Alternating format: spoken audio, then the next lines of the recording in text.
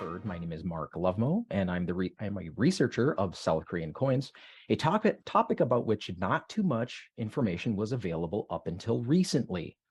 But I addressed that lack of information with my recently published book. You can see it on the screen here. And what I'd like to do in this presentation is introduce you all to the Republic of Korea. This is South Korea.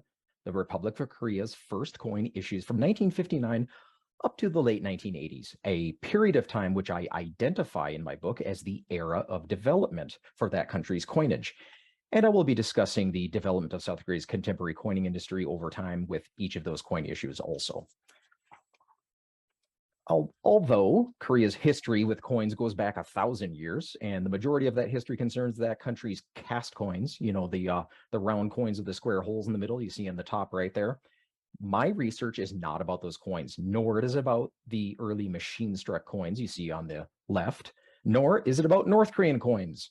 Mind you, the title of my book is South Korean Coins in the Era of Development. So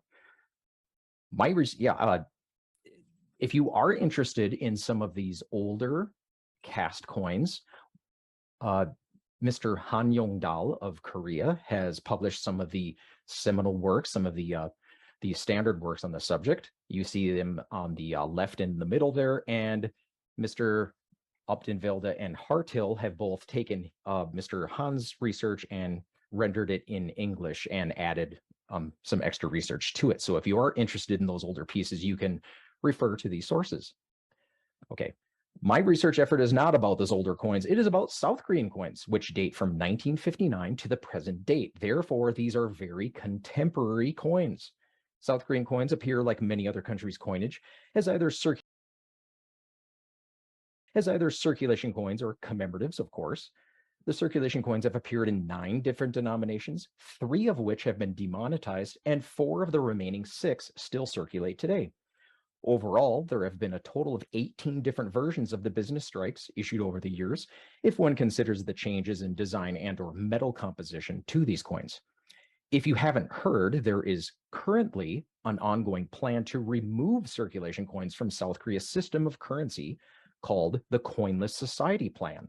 This initiative began in 2017, and the plan is still in implementation if the latest information I've read is correct. As for the commemoratives, South Korea's commemoratives from 1975 and later are notable for the fact that all of them have been produced entirely in Korea, from design to strike and every step in between, whereas some of the key steps in the minting process for the early circulation coins had to be accomplished outside of Korea. Lately, the Bank of Korea, which is the central bank of South Korea, has been releasing between 1 and 5 new commemorative issues every year for about the past 15 years or so. By now, there are a total of 54 South Korean commemorative coin issues that the Bank of Korea has authorized since 1971, according to their website. Okay, and in the next part here, I'd like to go over some of the research that I've done concerning those South Korean coins that emerged during this early development stage. You can see the first South Korean coins right here on the screen. These first coins were produced entirely at the United States Philadelphia Mint. These coins came into Korea's currency system after the economy of Korea had stabilized enough by the late 1950s and after the destruction of the Korean War for the country to make the reasonable decision to introduce coins for the first time since the Japanese occupation ended in 1945. These are what are known as the Hwan-denominated coins. The Hwan was the name of the money used in South Korea from 1953 to 1962, and these coins were first issued in 1959. Maybe the designs for these coins originated from the Korean Mint and its artists, but all the subsequent steps in the minting of these coins took place, certainly in Philadelphia. The South Korean Mint at this point was only printing banknotes, so they had no ability to mint coins, hence the contract with the U.S. Mint. The U.S. Mint was fulfilling contracts for 4 other countries in 1959 and 1960, as well as producing hundreds of millions of coins for the U.S. government, so they were quite busy over there in Philadelphia in those years.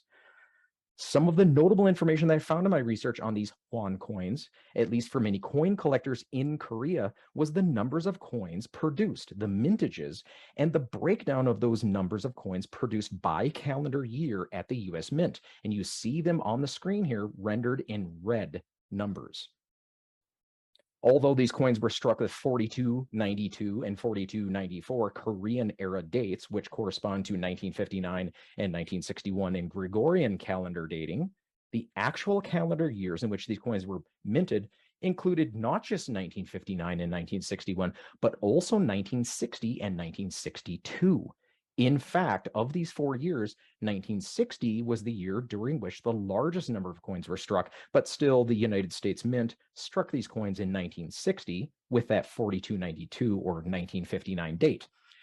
Like I said, these facts were quite new to collectors of these coins, and I highlight it here in this presentation since this information seems to have gotten a lot of attention from South Korean coin fans when I first pointed it out in articles that I wrote online a few years ago. These coins were revalued or redenominated as a result of Korea's June 1962 currency reform under the military junta government that was running the country at the time. The 50 won and 10 won coins were revalued downward as 5 won and 1 won in the new won currency, which is now the currency of South Korea.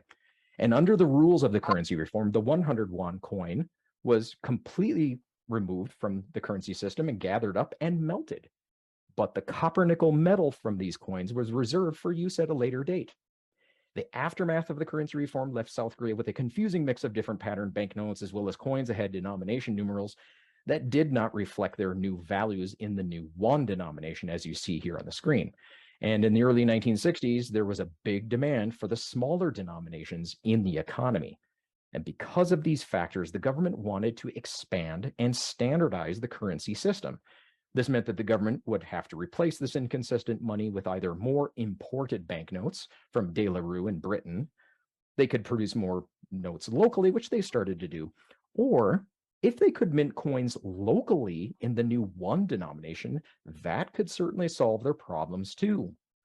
So the Korean government got to work on a plan to produce new won denominated coins in 1965.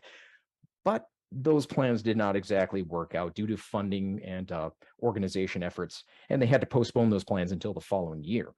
However, this period of time did result in the Korean government reviewing a series of pattern coins dated 1965 and 1966. According to the information that is available about these pattern coins, there appear to be 50 different types.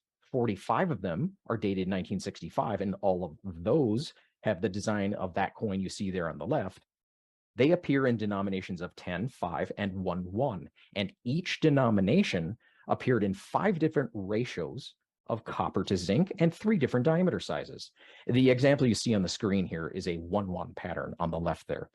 The 1966 patterns appear in these 3 different designs and denominations you see here on the right.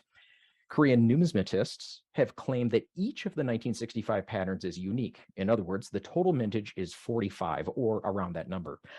I've never come across any information on the numbers of 1966 patterns that were struck, but it appears that quite a limited number were made. So while the Korean government was not able to issue coins in 1965, they did put in sufficient efforts later in the year and in early 1966 to produce the very first small batches of 10 won, 5 won, and 1 won coins you see here on the screen. They started production in July 1966, and the coins were issued in August that year. Notable at this time was that the Korean Mint was not able to make its own coin masters, nor even able to sink its own working dies for these first won-denominated coins. Therefore, the Koreans had to import the working dies and collars that made these coins from the London metallist firm John Pinch's company. And by the way, John Pinch's was acquired by the Franklin Mint in the United States just 3 years later. And of course, the best laid plans don't always work out. And in this case, it was the metal composition for these first coins. They needed to be adjusted to account for the rising metals prices in the late 1960s due to various factors, such as demand generated by the Vietnam War and copper mining strikes in the United States. The first coin to be changed was the 1 won coin when it came out in aluminum starting in August 1968. That year, 1968, was also the first time that the Korean Mint began sinking and finishing their own working dies for coins. This was one of the South Korean Mint's very first steps in gaining more independent control over the various processes involved in minting coins.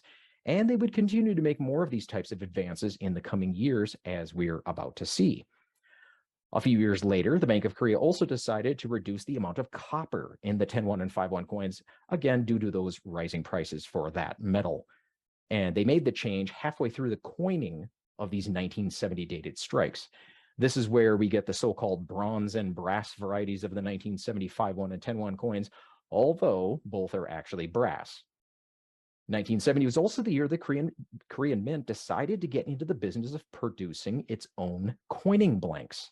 They built a factory for this purpose and imported the necessary equipment, and production of the blanks started that year and continued for about the next 11 or 12 years. But by the early 1980s, they shut down their coin blank production facility and have relied solely on private metals producers since then. The main metal producer, of course, is Pungsan Metals. Also in 1970, the government issued the 100 won coin. You see it on the far right there. At the very end of the year, in November. The introduction of that coin was an extension of the Bank of Korea's banknote to coin conversion program, where coins were to replace equivalent value banknotes. And this coin eventually replaced the banknote by the late 1970s. It was also around this time that the Korean government entered into an overseas contract to produce and sell their very first commemorative coins. These coins were supposedly designed in Korea, but the minting of them took place in Europe. Some were struck at the German state mints. A limited number of the gold coins were produced at the Paris Mint, and some of the coins were produced at the Gori and Zucchi jewelry factory in Arezzo, Italy. They were not initially issued in Korea, however. They were marketed and distributed mostly in Europe and North America by the numismatic marketing company Italcambio. These coins soon became highly valued in the Korean market, and they're still very popular today. By 1972, South Korea issued a 51 coin. You see it on the far right there. They planned to produce the 51 as an annular coin, a coin with a hole in the middle, but the Korean Mint was just not able yet to make such coins, so the coin was issued as a regular old round coin you see here on the screen. 5 years later, the Korean Mint was able to strike annular pieces, and these took the form of the country's first bus tokens in 1977. By the way, the engraving work for both the 51 and 100 won coins, as well as the production of their master hubs and dies, were the products of the Osaka Mint in Japan, because, of course, the Korean Mint at this time was not yet able to produce its own masters, but events would soon force a change to that situation. Right around this time, the Korean Mint found out that the Korean government, would be making drastic reductions in orders for coins. In these years, this was kind of a concern, since the Korean Mint's only real source of income was Korean government orders for coins and banknotes. So this drop in orders for coins really got the leadership's attention at the Korean Mint. To overcome this problem, the Mint's new director, its ninth director, a man named Chung Se-ung, quickly secured a foreign coining contract with Taiwan. The contract helped the Korean Mint overcome their potential revenue deficit that year, but it also allowed the Korean Mint future opportunities to mint more of Taiwan's coins, which they did, fulfilling almost yearly coining contracts in the multi-million-dollar contracts for Taiwan until the early 1980s. And it also established the Korean Mint as a mint that was open to completing coining contracts for other countries as well. And you can see the names of some of those countries in the bottom of the screen there. Even though the Korean Mint had landed this rather large Taiwanese contract in 1973, the Mint director was quite displeased with the fact that the Mint was still needing to import from other countries the vital pieces of tool steel, the master hubs and dies, for the minting of coins. So it appears at this time, the Korean Mint leadership got to thinking, if they could produce their own masters, it would help them respond better to not only Korean government orders for coins, but also to these overseas coining contracts and maybe pick up more business there. And if the Korean Mint could make their own masters, then maybe that would grant them better access to yet another possible revenue stream, that being commemorative coins. So they went to work on this goal. The Mint sent some workers to that famous medallic art school in Italy and its associated Italian state mint in Rome to learn relief engraving for metals and coins, as well as reducing lathe operations. For example, running a Janvier lathe. Director Jung and his brilliant young director of the Mint's Technology Research Center also took it upon themselves to travel around the world to various national mints to study the necessary requirements for producing masters. They were particularly interested in learning how to impart frosted devices and mirrored fields onto the faces of coins. So when all of these mint employees returned to Korea, they got to work to produce the South Korean Mint's very first reduction punches for medals and coins. And the results of their efforts you can see in the form of these prototype coins here on the screen. So with this proof of concept that they could produce coins entirely on their own, even in proof finish, the Korean Mint went to work to make the country's very first completely domestically made coin, a copper nickel 100 won, issued to commemorate the 30th anniversary of liberation from the Empire of Japan on August 15th, 1945. Among the relatively large mintage of 5 million of these copper nickel coins, 2,000 of them were struck in frosted proof, which meant that it met that goal of making the country's very first proof coins too. Their efforts that year also resulted in the mint producing its very first silver proof medal, one for the commemoration of the Bank of Korea's 25th anniversary. You see it there on the right. Soon after their initial foray into commemorative coins, the Bank of Korea was soon asked to issue commemorative coins for the 42nd World Shooting Championships, a shooting competition that Korea won the right to host in September 1978. Being rather new to creating masters for coins, the Korean Mint appeared to have wavered in their confidence to produce the dies and for these coins, and they almost asked the Japanese to do it. But after putting in a full-out effort, it all worked out in the end, and Korean-made master dies were indeed used to make these coins. The 5,000 won coin of the series, the larger of the two you see here, was such a popular coin that its scheduled release caused a minor to medium-sized disturbance in front of the Bank of Korea building on the morning of its first day of issue. The smaller 500 won coin was the first South Korean coin to appear in 3 different surface finishes: mint, unfrosted proof, and frosted proof. A few years later, a new presidential administration came into office after President Park's assassination in 1979. Quite pleased with themselves, this new government soon asked that the Bank of Korea issue coins to commemorate the inauguration of their new administration. The result was the 3-coin issue of the Fifth Republic inauguration commemorative coins. I believe the Bank of Korea calls them the birth of the Fifth Republic commemorative coins, but same thing. All 3 of these coins appear in those 3 different surface finishes: mint, unfrosted proof, and frosted proof. Then something very exciting and special happened for South Korea in the early 1980s. The capital city, Seoul, won the right to host the 24th Summer Olympic Games for the year 1988 in the International Olympic Committee's vote of September 1981. So the government of Korea asked that coins be issued to commemorate the first anniversary of Korea's win in that vote the year before. This was the first time ever that a country had issued coins to commemorate winning the bid to host the Olympic Games in the IOC vote. A little unusual, but they went with it. The first of these coins were issued in late 1982. Those are the first 3 coins you see on the left here. And because of the very strong sales for these coins in Korea, they produced a second issue of these Olympic bid coins, but these coins were not as popular as the first set. In these earlier years, the issuing authorities in Korea seem to have struggled with the idea that issuing a limited number of commemorative coins was a main driver of the popularity of such coins in the coin market. They did eventually figure that out, but it seems to have been decades later. It was also around this time the government standardized the design of all the nation's circulating banknotes and coins. The first of the coins to appear in this new standardized scheme was the first 500 won business strike in 1982, which of course replaced the previously circulating banknote. This was the last coin denomination added to this current system of money in Korea, by the way. And in the following year, all the 5 existing coins began to appear in this new consolidated design scheme that was meant to update, simplify, and standardize the appearance of the coins. In 1984, Pope John Paul II visited Korea on Easter Sunday to confer sainthood upon Korean martyrs of the early Korean Catholic Church, and their government issued commemorative coins for this event. These are the lowest mintage South Korean commemorative coins of the 1980s, by the way. And the following year, the government asked that the Bank of Korea issue a series of coins to commemorate the upcoming 10th Asian Games, which Seoul had won the right to host for the year 1986. Now, all during the late 1970s and early 1980s, the Korean Mint had made some very good advances in independent coin production.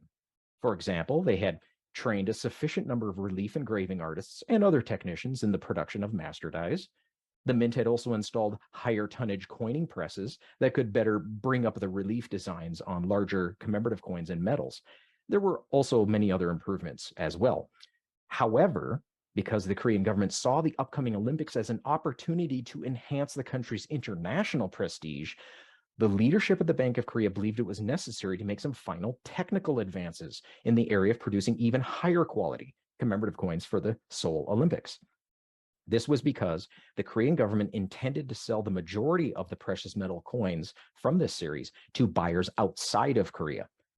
Therefore, the Korean Mint sort of used this 10th Asian Games commemorative coin project as a kind of field test to prove that they could produce such quality coins and in that quantity that they wanted to produce them. Their final step in increasing the quality of their coins during this 10th Asian Games coin project was to partner with a German-based private mint that had been responsible for creating the dies and collars that had made the 1980 Moscow Summer Olympics coins. With advisement from this German private mint, the resulting coins were arguably the best quality Korean commemorative coins produced up to that time in the form of these 10th Asian Games coins. These coins provided proof that the Korean Mint was indeed ready to produce and issue their all-important Seoul Olympics commemorative coins.